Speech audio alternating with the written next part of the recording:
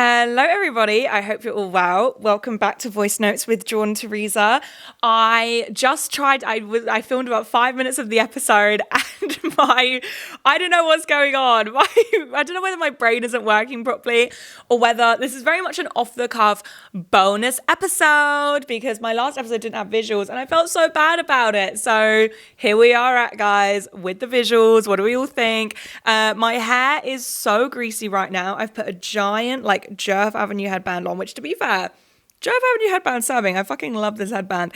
But oh my god, guys. So I'm stinky. I am stinky because my shower isn't working. I have a blocked pipe. I had a plumber over today who tried to thought it was the drain, but I was like, nah, it's the pipe. But I'm sure they just had to do that to mark off that it wasn't that before they could now they have to take apart the bathtub and see what's going on. So that's what's going on with me right now. And yeah, no, and then also my oven broke today.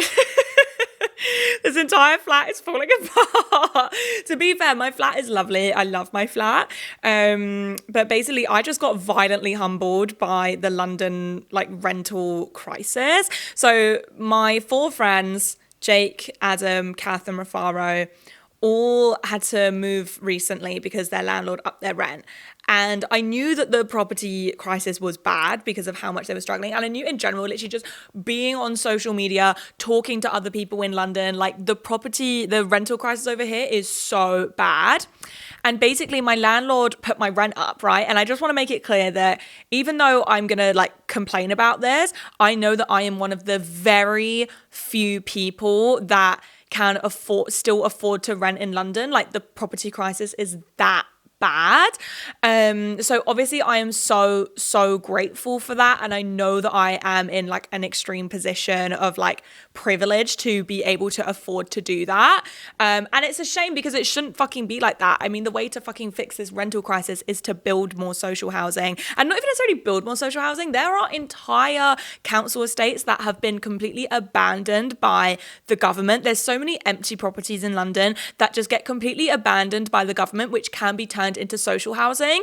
And the thing is that, sorry, I'm going on a whole social housing rant, but the thing is with social housing, right, is that when it was first created, it was not, I feel like people have a perception of social housing and council housing that it's for people that need it, right? So it's for people that are, working class, maybe they're stay-at-home mums, maybe they work in low-income jobs, stuff like that, which obviously social housing does benefit those people the most. But the entire reason why social housing was created in the first place was to create affordable housing for everyone across the board.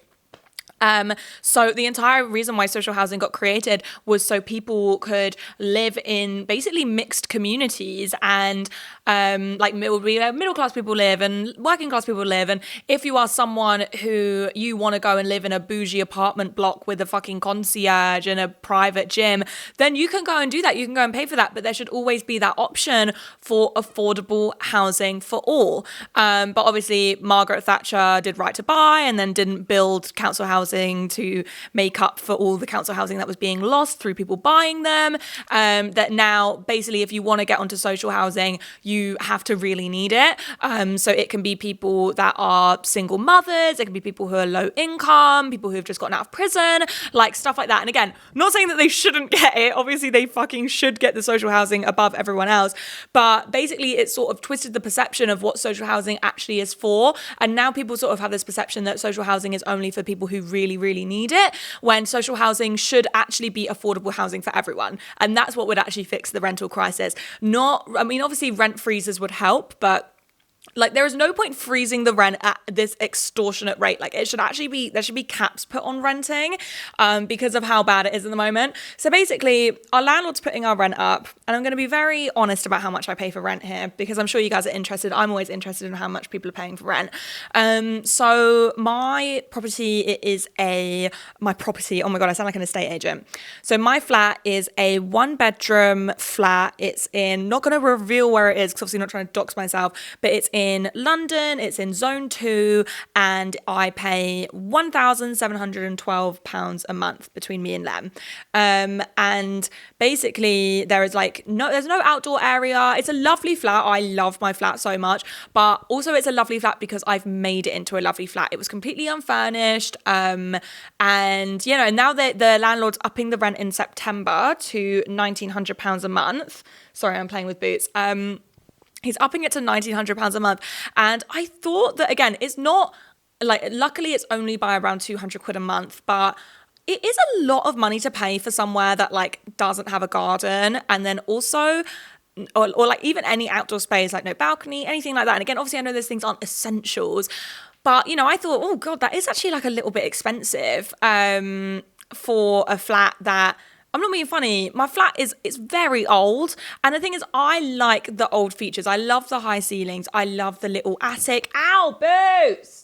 Sorry guys, I had to put Boots in the naughty corner. She was being naughty. Basically I just thought, oh God, that's a bit expensive. Let me go and have a look at some other properties. And especially, I think something which motivated me as well was the fact that my shower broke for the second time this year. My oven is also broken. And everything in this flat is just a bit old. It's just my mum was saying that to up the rent, they should actually be doing something to improve the property. And if I'm going to be honest, and again, I know that I'm very, very lucky to have a roof over my head. And I know I am. I feel so shitty for complaining about things like this, but also you guys like it when I keep it real. You guys like it when I keep it real. So my mum was saying, she was like, that's £200 a month. It's a lot of money to pay for, basically no improvement to your property. And if I'm going to be honest, I don't think that my property has been touched for I'd probably say 10 years. And I know that sounds dramatic, but basically everything's just a bit old. And again, I'm not expecting everything to be bloody ripped out and it turns to this modern new build or anything of the sort.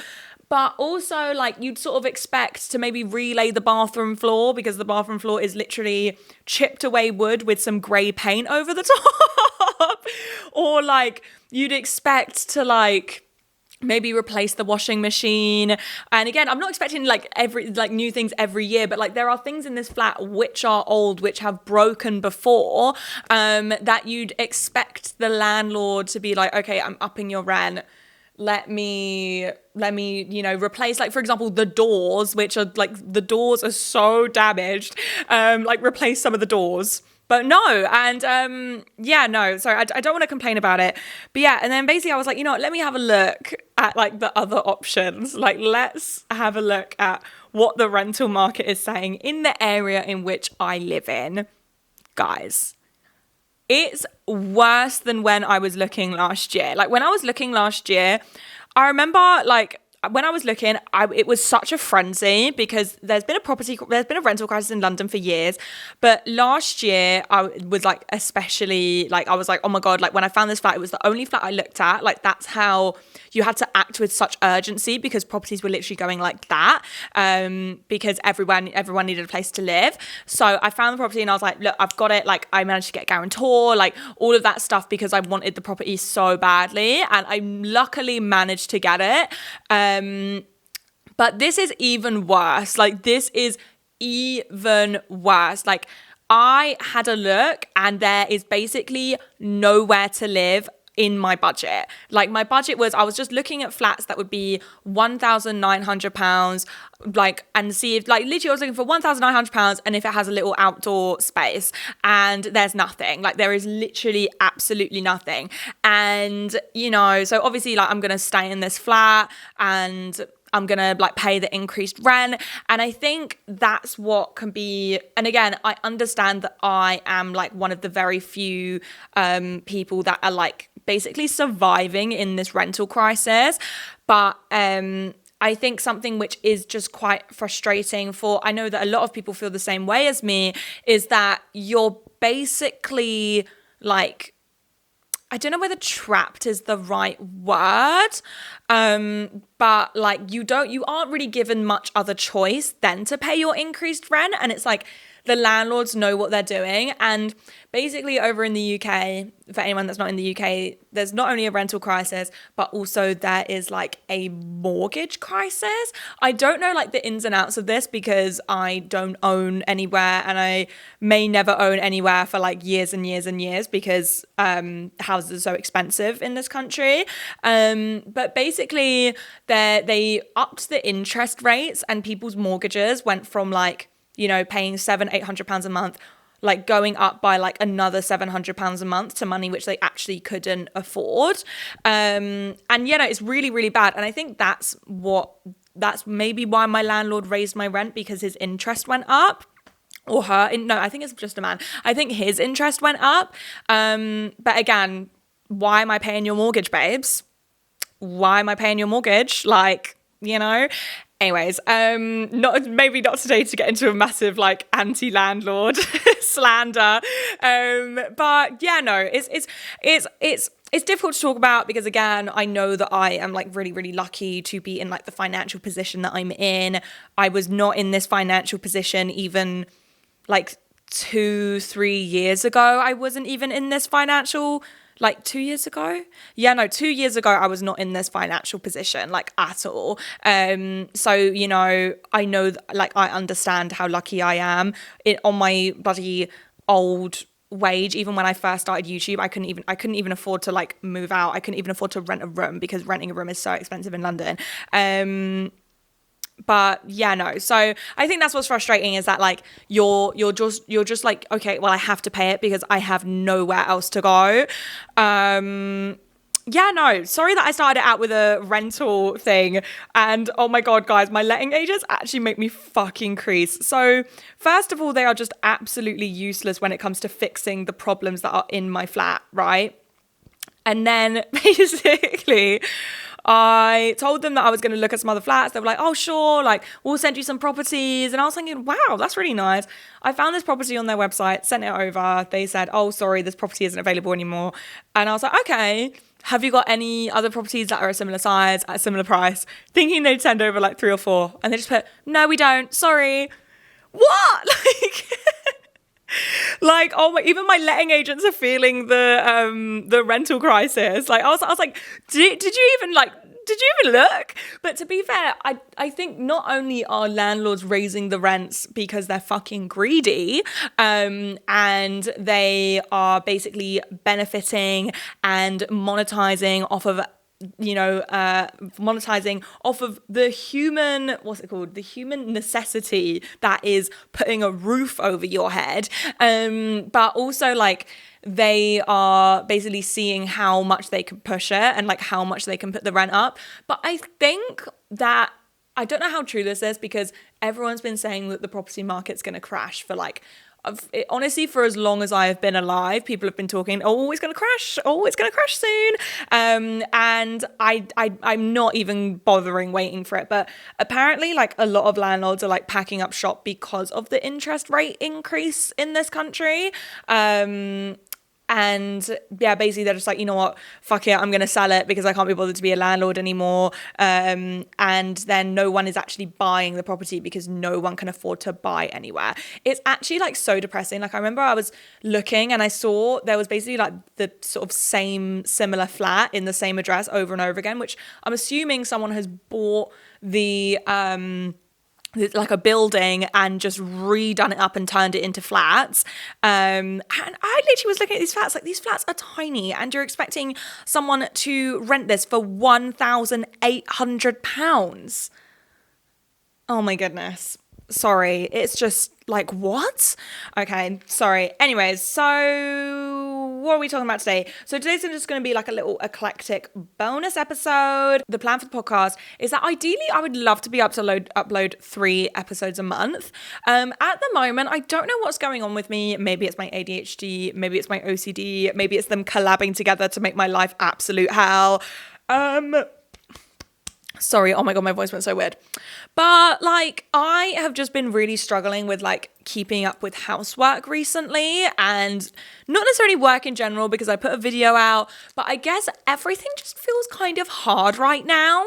Like, the only way that I can describe it is that, like, I just feel it's a very paralyzing feeling to, like, I feel it, like, my mental illness and my possible neurodivergency just makes everything really hard, and I have to really push myself to do things. And yeah, no, I've just been struggling to, like, do my housework and, the usual things that did work, like writing a to-do list and doing this and doing that, hasn't really been working right now. I've just been in sort of like a constant state of, like, feeling really overwhelmed. But it's okay. Like, I'm sure it'll be fine soon. But yeah, no, so I ideally would love to set, like, an actual recording date for the podcast. I wouldn't be able to do 4 podcast episodes a month because, surely, guys, there is nothing going on in my life. Like, I mean, there is stuff going on in my life, but, like, not enough for me to do 4 just talking to the camera on my own a month. Obviously, that's, like, the goal one day, but at the moment, that's just not feasible. So what have I been up to? So, oh my God, guys. So last Thursday, was it? So today's Tuesday. So last Thursday, I did a panel.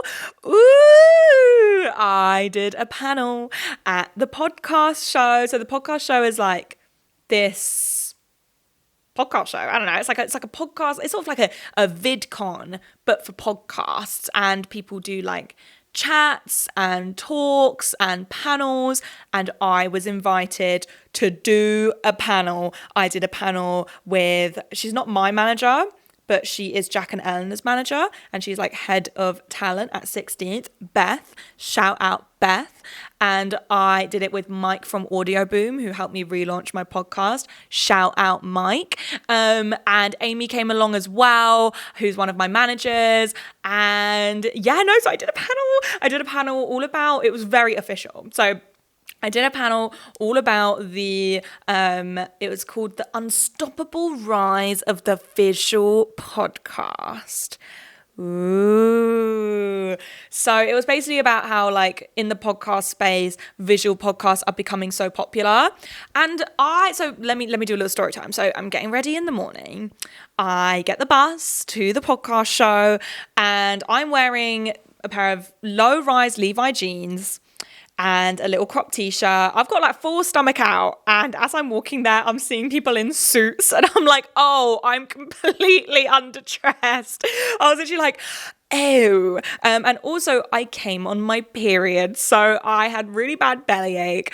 And so I'm going there, whatever. Oh yeah, and then I forgot my vape on the way there. I was like, guys, I'm in a crisis. You're in a crisis. I'm on my way. So I remember when I got there, I, like, had a stomach ache. And when it's like, oh my God, I couldn't tell whether, like, I needed to, like, poop or whether it was my period.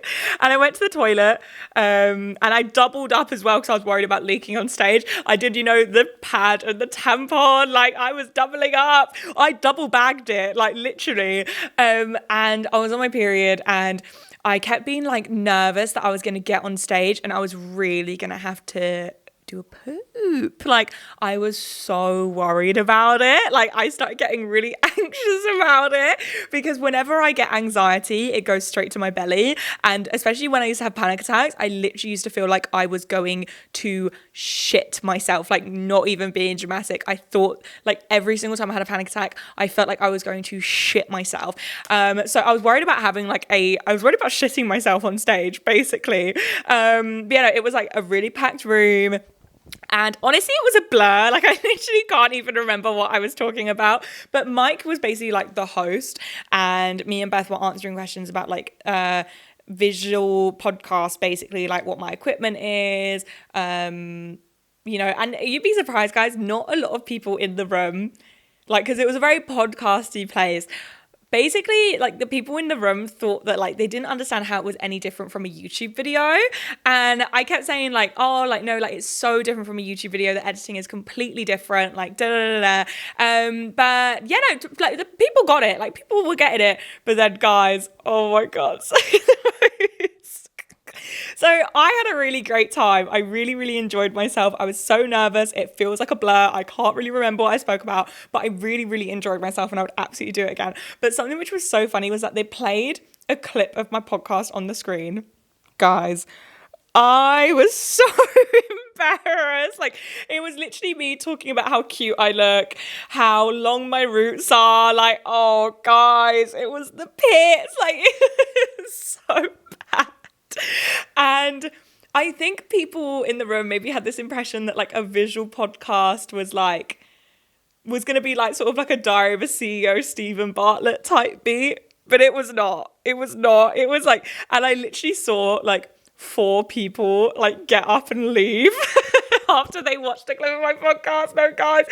And yeah, no, it was so embarrassing. But other than that, I had a really, really good time, and I would absolutely do it again. It's a very businessy kind of like event. I did also see Spencer from Made in Chelsea because his talk was after mine. I saw him in the green room. I didn't say hi, but we made eye contact. So do with that what you will. So yeah, no, that was really fun. And so what else have I gotten up to? So basically, yesterday was Lem's birthday. Happy birthday to ya. Happy birthday to ya. Happy birthday. So, yeah, no, it was Em's birthday. So let me just run you guys through my weekend, what I got up to. So, on Friday, I went to a boat party for my friend Charlotte's birthday. I ended up leaving quite early because I wanted to be like in tip-top shape for Sunday, where we went to a festival. So Saturday, I wake up, I'm feeling hungover, but I'm feeling pretty good. But that is when I discovered that my shower is not working. So then I messaged Jake asking if I can use his shower. He's like, yeah, sure. So I go over, I shower, I hang out for a bit. And then I was like, oh, you know, and then basically Kim and Connor and Elena and Adam were like, all messaging me like, oh, you should come over. I'm pretty sure I know that Adam had gone to sleep, and I think maybe Kim and Connor had gone to sleep too. And I think Elena might have had a nap. But basically, like, some people were still up from the boat party the night before. And it was like 1 p.m.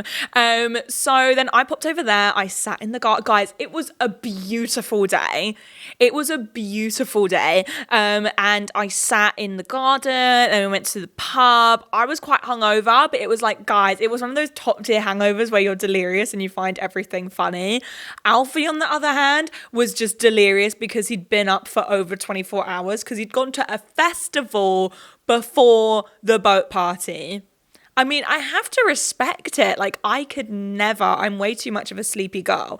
So we went to the pub, and then I also learned how to DJ because basically my friends, they do like these like events where like these like techno, like fun, like woo, techno.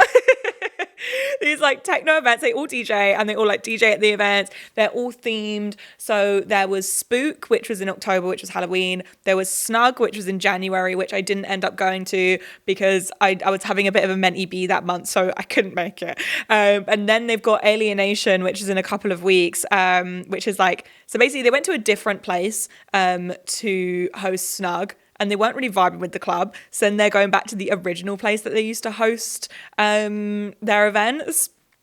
So like, it's like returning back to home, guys, like Alienation. And basically, guys, I just had this incredible good idea that like my friends, like, because they're all guys, the guys that DJ, should train up the girls to DJ and Ladionation.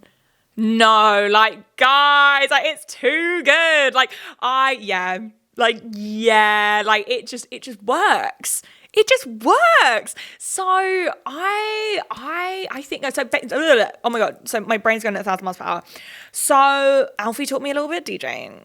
And I was pretty good. Like, I did this thing where I lined up. I used the little spinny thingy and I lined it up. And then I faded it in, and then like I did a little like bass thingy. Oh, guys, like I was killing it. So yeah, I mean, maybe this will go absolutely nowhere, but I'm saying it on the podcast so there can be like proof that like written proof that like this has to happen and you guys have to hold me to account. So to be fair, I don't have to hold the boys to the account because they're the people that organize it. So yeah, and then on Sunday We went to Cross the Tracks in this festival in Brixton. It was so good. It was honestly one of the best festivals I had been to. I saw Khalees live. So good. The DJ for Khalees was really, really good as well. She had Milkshake, Trick Me, Millionaire, Acapella. Like, it was so good. It was so good. It was really, really good. And then what else? And then yesterday we literally just spent the entire day in bed because we were both hungover, which was actually Lem's birthday. And then this week, Lem has the week off because it's half term. So we are going to go to Spitalfields Food Market on Thursday because that's what he like really wants to do. We'll probably go to the park sometime this week. We were going to do something else and now I've forgotten. I'll think of it later. And then on Friday, so Karis's birthday is in a couple of days. So we're going to some sort of restaurant. I can't remember which one she chose actually, but we're going to a restaurant in London for dinner and drinks. Like fun. Yeah. So what did I get Lem for his birthday, you may ask? What did I get Lem for his birthday? So I actually killed it with the gifts this year. I'm a really good gift giver and I actually got him to open them on Thursday because I was just so excited because I'd finally finished wrapping them. So we all know Lem here. He's a big anime stan. So I got him a Haikyuu volleyball uniform that they wear in the anime. I got him a one-piece beach towel. I got him a, got him a one-piece keyring, a one-piece little like figurine thing. Got him a blender because he really wanted a blender. And what else? And then I got him, I think that was it. Yeah, no, so just like some bits and bobs that he did. Oh, I got him the new Zelda game. I can't remember what it's called. It's not Breath of the Wild, it's the other one. Is it Breath? No, it's the other one. I got him the new Zelda game for his Switch that he's obsessed with. And he was super, super happy with his gifts. I love giving gifts. It's one of the very small pleasures in life. It's actually one of the big pleasures in life. I absolutely love it. So what else do I have to talk about this week? I got some recommendations of the week written down. And they're all just makeup recommendations. So I hope you guys enjoy this. Beauty guru alert, hello. So my recommendations of the week. This is really boring me. I hate talking about makeup, but I really like the e.l.f. Hydro Grip Primer. I find that primers never usually work for me. Like, I have never used a primer and been like, oh, that's made a really big difference. But this primer is actually really good. And then also I like the Charlotte Tilbury Airbrush Flawless Foundation. Much prefer it over the NARS Natural Radiance. The NARS Natural Radiance looks really strange on me. I used to use it all the time. I don't know whether maybe I'm using a bit too much, but like, it looks very heavy and cakey and it doesn't like go dewy the same way that the Charlotte Tilbury one does over time. It just sort of gets more cakey throughout the day, and I think it's quite silicone based. Not a fan, but I do like the Charlotte Tilbury one. I also like these Kiss like wispy lashes that I've been using recently. I cut them in half and then I stick them under my lash line because another thing I recommend, girlies, you got to get on the lash lifts and tints. They are so good. I am so shocked at what a difference it made because I have literally such short, straight, stubby lashes, but I need to get it redone. But like, it just looks good. It just looks good. So welcome to the Voicenotes podcast where I, Jordan Theresa, chat all things my life, internet trends, pop culture, reality TV, and so much more. And today we're just having a chat about a little bit of everything.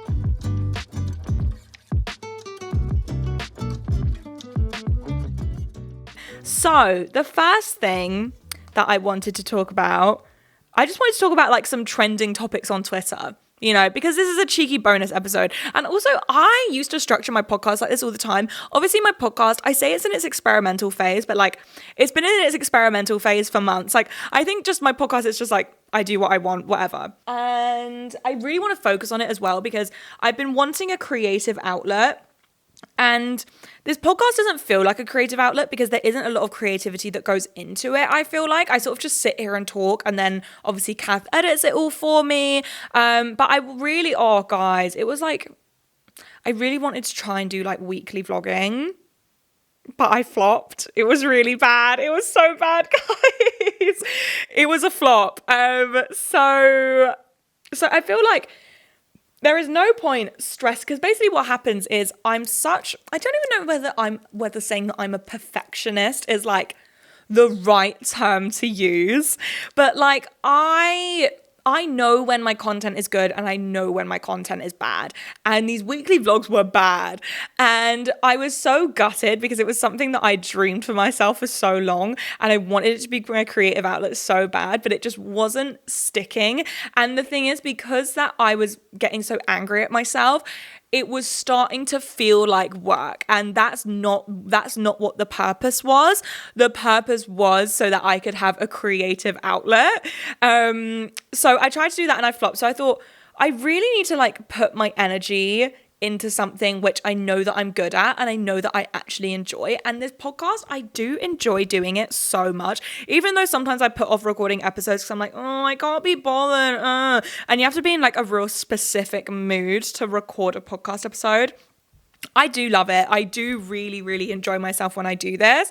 So I can't even remember how I got onto that. Oh my God. But yeah, no, I used to record podcast episodes. Like I just used to have topics written down and just talk about them. So that's what I'm going to talk about today. And we'll just see where we end up.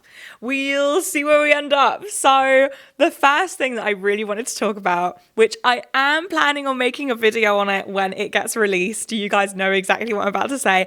I am going to talk about The Idol. So I find this absolutely fascinating.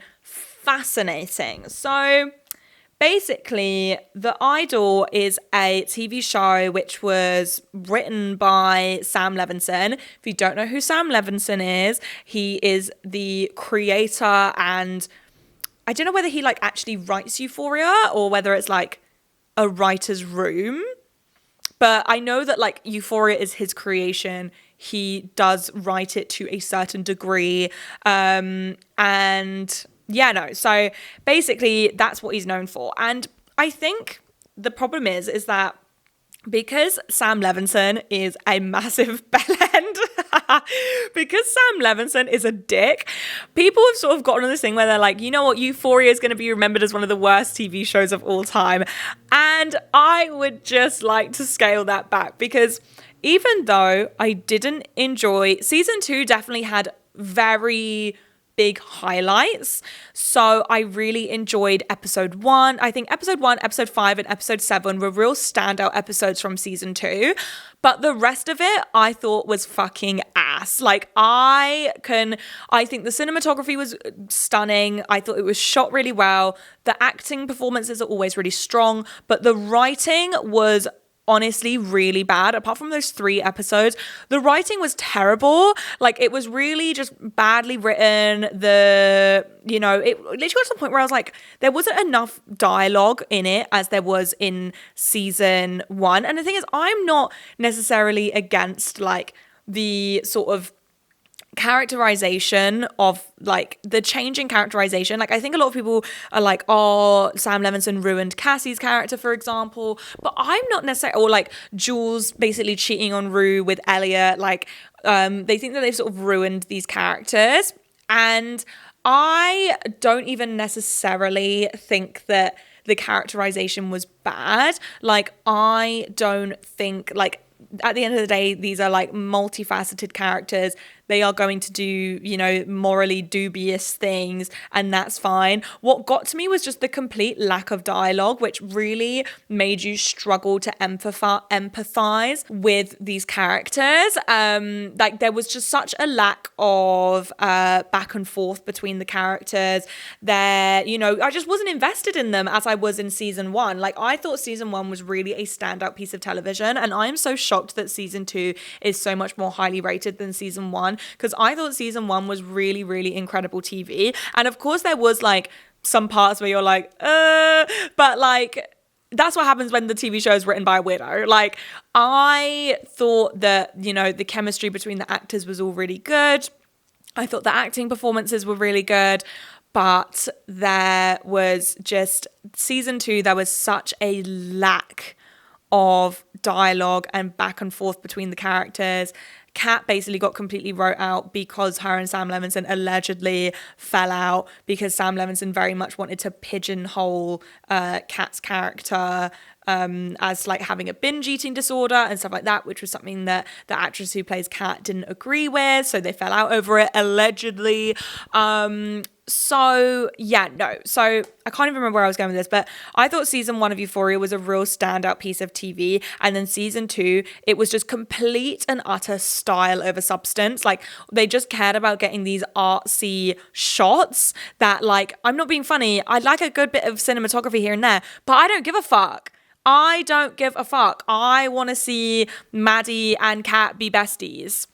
Like, and oh my God, the inclusion of Elliot, the worst character of all time. And I actually, it was such a shame because I feel like there was a real, there was a real chance and opportunity to flesh out characters from season 2 that hadn't been fleshed out yet.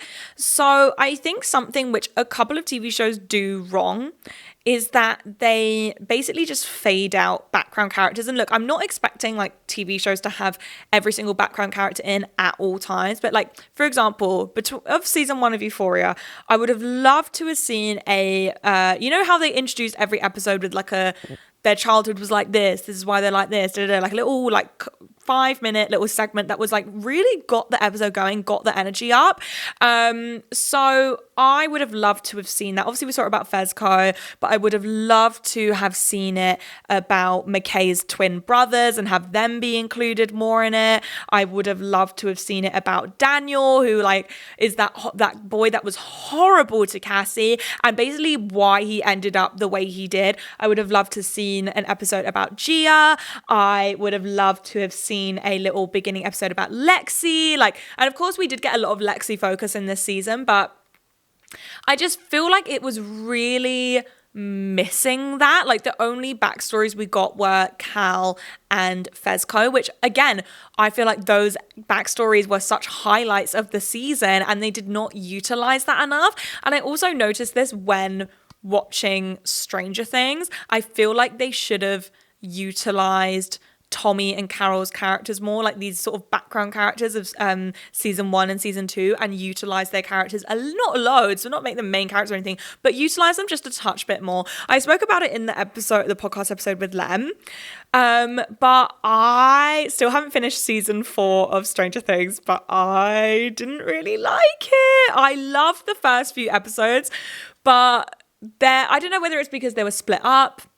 I don't know whether it was because we saw so much of 11 in that bloody sensory deprivation tank. If I have to see that stupid sensory deprivation tank one more time, I am going to scream.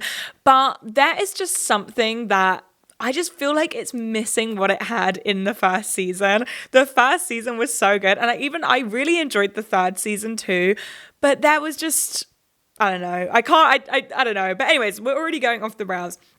So Sam Levinson has created this show called The Idol. So let me and the reason, so it premiered at Cannes and apparently it's been pushed back loads. Like, it's been pushed back premiering like a lot. So let me actually search up the synopsis. It debuted with 20% on Rotten Tomatoes, went down to 9%, and now it's at 27%.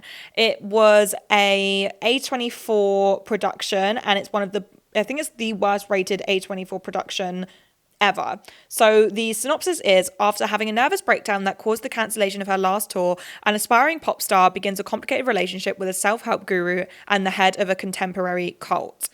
So it actually sounds really interesting, and the cast seems really cool as well. It's got Lily Rose Depp, Jenny Kim, The Weeknd, Troye Sivan, Susan Sun, Rachel Sennett. I fucking love Rachel Sennett too. Dan Levi, Sophie Mudd, Anne Hesh, Hari Nef.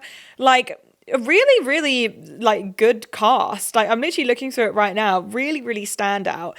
And basically there was this Rolling Stone article that came out. Let me see if I can find it. There is this Rolling Stone article that came out before the show premiered, Basically, the behind the scenes was not it. The Idol, how HBO's next Euphoria became twisted torture porn. Okay, so I'm just reading out some of the article to you guys. Now, production sources tell Rolling Stone that even they are in the dark on when the show will make it to air and have little idea about the final version will look like, claiming the production was plagued by delays, reshoots, and rewrites. It was, let's say, just a shit show. The first public inkling of trouble came last April when director Amy Smeets, The Girlfriend Experience and She Dies Tomorrow, suddenly exited with roughly 80% of the 6-episode series finished. HBO addressed the news by confirming the Idol was set to have a major creative overhaul and would be adjusting the cast and crew. There was little explanation for the shakeup, except for reports that Tess Faye, who is co-creator, felt the show was heading too much into a female perspective. Tess Faye is Tess Faye, who is The Weeknd. So The Weeknd thought that it was going too much into a female perspective. In interviews with 13 members of the show's cast and crew, Rolling Stone has learned the drastic delay was caused by Levinson taking over as director and scrapping the nearly finished $54 to $75 million project to rewrite and reshoot the entire thing. With Smeets out the picture, HBO handed the reins to Levinson, only to have him weaken the show's overarching message, many sources say, by dialing up the disturbing sexual content and nudity to match, and even surpass that of his most successful show, Euphoria. 4 sources say that Levinson ultimately scrapped Smeets' approach to the story, making it less about a troubled starlet falling victim to a predatory industry figure and fighting to reclaim her own agency, and more of a degrading love story with a hollow message that some crew members describe as being offensive.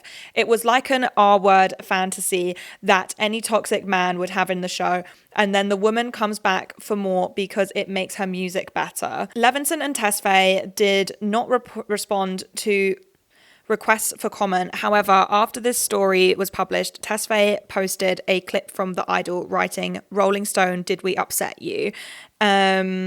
And Lily Rose Depp has called Levinson the best director. She felt supported and respected. Basically, from what I'm reading in this article, the actual production was a mess, but 3 crew members allege Smeets seemed set up to fail from the start. When she arrived on set 7 weeks before the show started filming, she was given half-finished scripts, a first-time showrunner in Epstein, a tight schedule, and near impossible expectations from HBO. Those sources say Amy was just doing her best in an impossible situation, but she was going to lose this no matter what. Honestly, I think HBO handed her a shit stack. I will link the full article down below.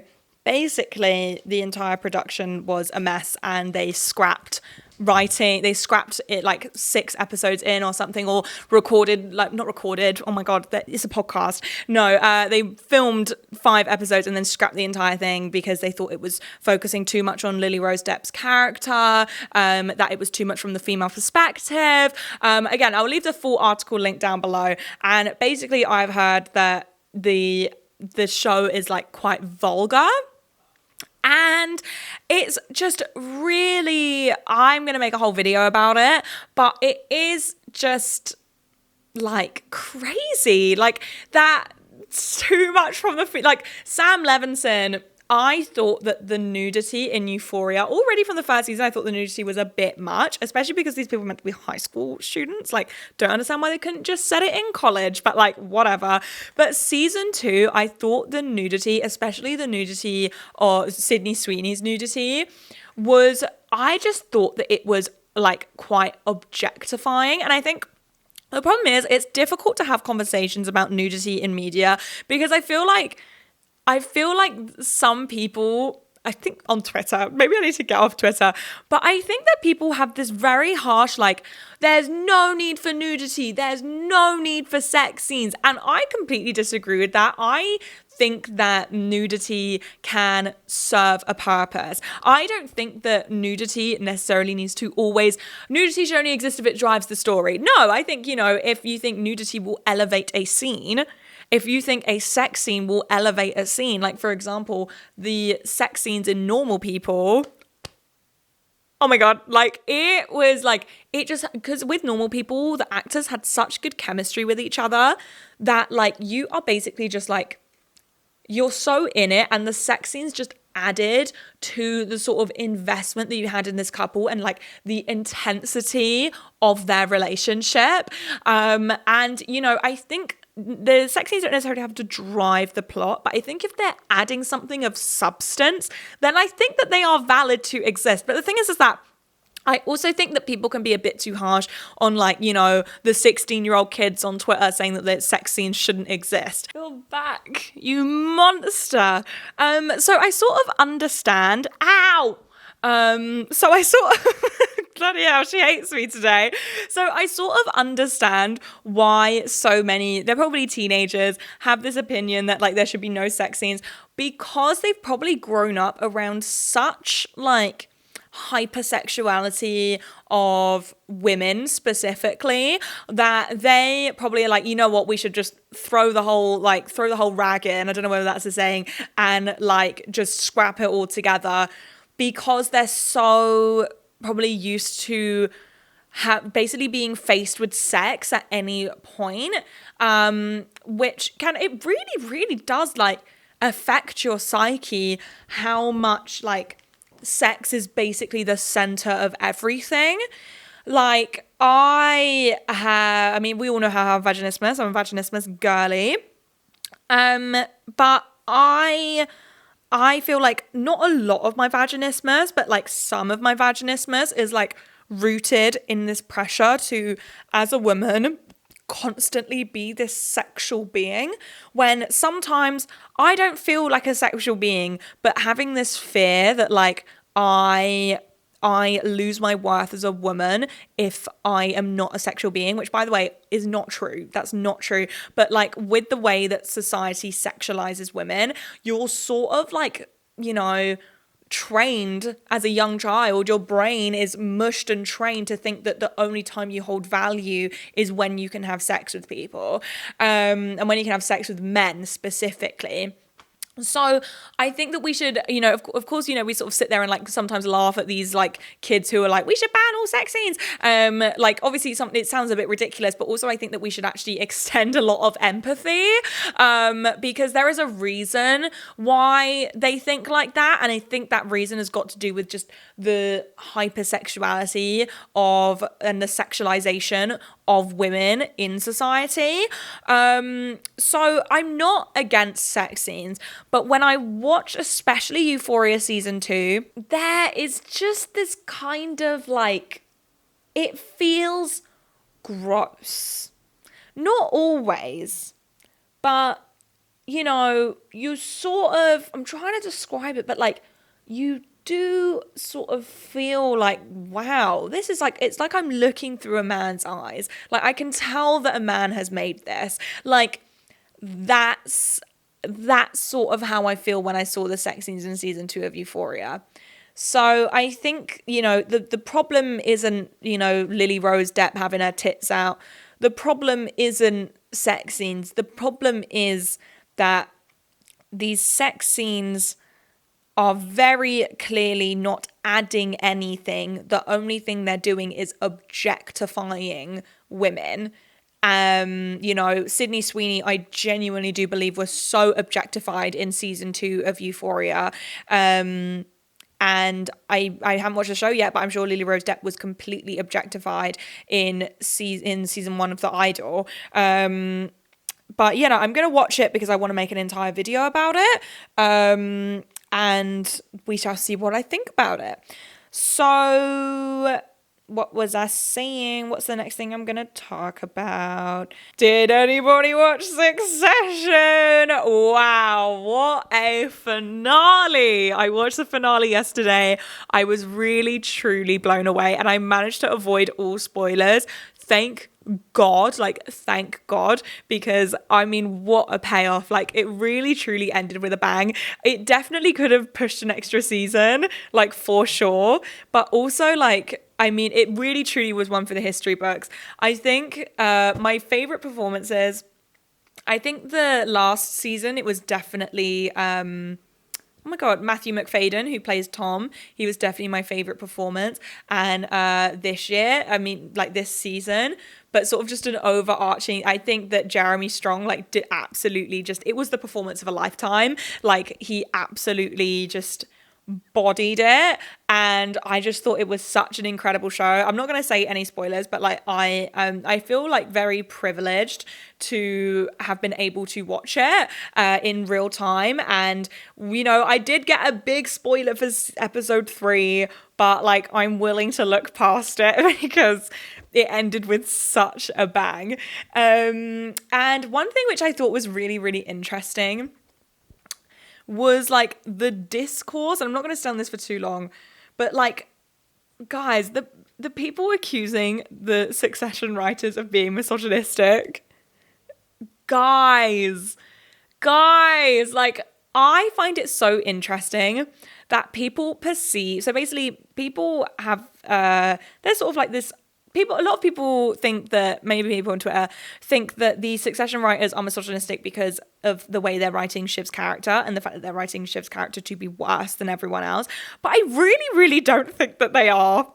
I truly do not think that they are. And I think it's very telling that people think that Shiv's character is worse than everyone else, because I think everyone acts equally as bad.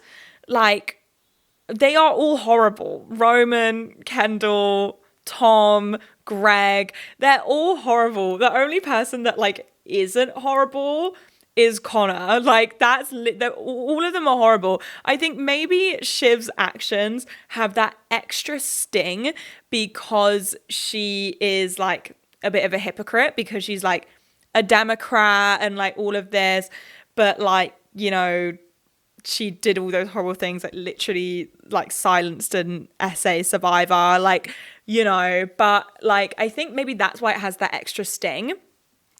But she is no worse than those boys. And maybe you perceiving the writers as misogynistic and perceiving Shiv as worse than the others, maybe that is you being misogynistic. Maybe that's your internalized misogyny, that like you're perceiving her as worse because she's a woman.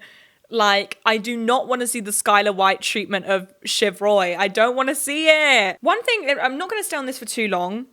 And by the way, I don't know like any of like the updated, like I don't know any sort of new developments in this. So this is literally just like off the cuff. But like I saw a TikTok the other day of someone saying like, why do brands send influencers on brand trips?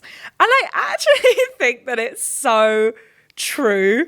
Like, I do not understand the appeal of watching influencers go on a brand trip. And look, okay, if I was offered to go on a brand trip, oh guys, I'd be on that flight. I'd be off. Like, you know, I went to an influencer dinner with Shopify, which I really enjoyed.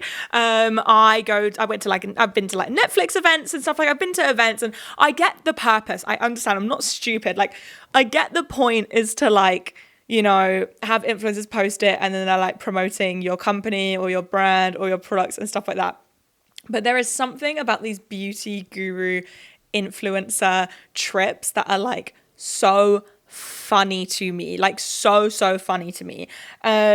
So one company which is really known for it is, I remember Tarte used to send people on trips like years ago. I also remember Benefit used to send people on trips years ago. And I also worked for a company that used to send a lot of people on brand trips. Not going to reveal who. I was a beautician there. And I'm not going to reveal the company because I have some sort of deep fear that my old manager will contact me and, I don't know, like sue me. They probably won't, but you know what I mean. But yeah, no, so I used to work for a company that used to send influencers on really lavish brand trips. Like, I'm talking like resorts, like not even resorts, like villas, not private islands, but like fucking like really, really expensive, luxurious brand trips. And already as a viewer, I did not understand why I would want to watch even a creator I like be on a lovely holiday sent by a brand. Like, I didn't get it. And it's interesting to see the shift from YouTube beauty gurus being invited to now it's sort of trickled down into TikTok beauty gurus. And I find that especially interesting Because the thing is with these beauty gurus a few years ago is that they used to do a sit down 15-minute video like, hey guys, so I'm actually on a trip with Tarte. I'm going to be using a full face of Tarte products today. Super excited. This is my hotel. And then they usually vlog it on their second channel. Like, it made a lot more sense. But these TikTok creators, sometimes they don't even use the products on the trip. Like, there's not a lot of promotion going on there. And I see it as far less beneficial now than when it was sort of like 6, 7, 8 years ago. But something so basically I used to work for a company. I was a beautician, but they were also a makeup company, and they used to also sell makeup, and they used to send influencers on brand trips.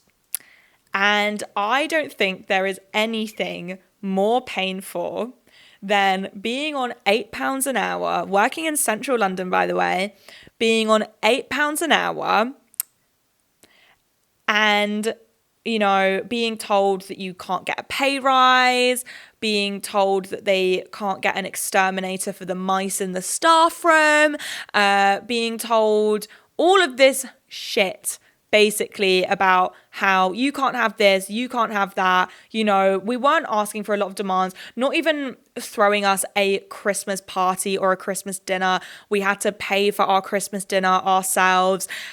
Meanwhile, clicking on Instagram and seeing an influencer you follow be sent on some sort of lavish trip by the makeup brand, and yet your manager telling you there's no money to give us a pay rise. And the thing is that I don't think that my area manager was like wrong, because obviously there's allocated budgets for different things, but it's not like the money doesn't fucking exist, because if you can afford to send 20 influencers on a trip which easily costs hundreds of thousands of pounds, you can give a pay rise to your employees that are on the motherfucking floor. And I still agree with that. These companies still pay their employees poorly, yet they send influencers on these lavish fucking brand trips. It boils my piss still. And maybe that's why, again, I'd love to see the perspective of maybe someone who actually enjoys, you know, watching these influencers go on brand trips. But I think for me, that's why I will never be able to enjoy watching influencers go on brand trips. And maybe I would never go on a brand trip myself. I mean, it depends. Like, I wouldn't go on a makeup brand trip because I don't use makeup. Like, obviously I use makeup, but I don't like makeup. But if, like, for example, my friend Jack, he got sent on he got sent away. He went on a trip to Scotland with Visit Scotland. And, like, it was like he was promoting all of these, like, different things that you can do in Scotland. That makes sense. Or, like, fucking, again, like, you know, I'm trying to think, you know, things like that, like things that actually make sense. You know, I just don't get the point of sending influencers on these lavish brand trips that cost hundreds of thousands of pounds whilst insisting that you cannot pay your employees more than £8 an hour because there's no money left. Like, piss off, do one. Yeah, no, so I'd love to know your opinions on this. I'd love to know you guys' opinions on everything. This has literally just been an off-the-cuff episode. I didn't even research. I literally just made a couple of notes and decided to talk to you guys. So let me know if you guys, maybe I'll do like a bonus episode every month, so like 3 episodes a month where I just sit down and chat and it's not like a super planned thing. But also, like, guys, I truly do not have enough stuff to talk about. Like... Like, how do people do this? How do people do multiple, I have no idea how people do one podcast episode a week. Like, there is truly, like, not enough thoughts in my head. My brain is so empty. But, yeah, no, I really hope that you guys enjoyed this episode. This is a little bit of fun. Sit it down, chat with the girls. And I will see you guys next week for a new episode. Bye.